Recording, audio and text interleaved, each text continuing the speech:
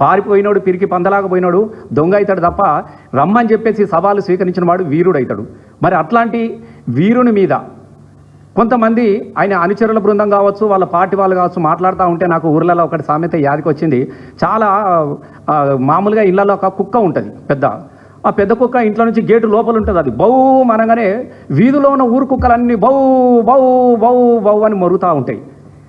ఇలా కాంగ్రెస్ పరిస్థితి కూడా నాకు గట్లనే అన్నది. ఒక ఆయన బౌమని ఢిల్లీకి వారిపోగానే వీధిలో ఉన్న ఊరు కుక్కలన్నీ ఉరికొచ్చి బౌ బౌ అని అరుస్తున్నట్టుగా నాకు అనిపిస్తూ ఉన్నది. ఎందుకంటే దొంగలు పారిపోతూ ఉంటారు. మనకు చాలా సహజంగా మనం చూస్తూ ఉంటాం గ్రామాలలో దొంగతనం చేసి ఎవడన్నా పారిపోతూ ఉంటే ఊరు కుక్కలన్నీ ఎంబడి పడతాయి, బౌ బౌ బౌ బౌ బౌ అని ఎంబడి పడుతూ ఉంటాయి. ఇలా గాంధీ భవన్లలో కావచ్చు, వాళ్ళ పార్టీ అఫీషియల్ కార్యాలయంలో కావచ్చు కొన్ని కుక్కలు మరుగుతూ ఉన్నాయి. నేను బరాబరి కుక్కగానే మాట్లాడుతూ ఉంటున్నా. ఎందుకంటే కుక్కల కొడుకులకు కుక్కల భాష తప్ప మంచి భాష రాదు. ఇలా కేటీఆర్ గారి గురించి చాలా అసభ్యకరమైనటువంటి పాలన. దేనికోసం మాకు అందుకే ప్రజలు కూడా అర్థం చేసుకుంటా ఉన్నారు.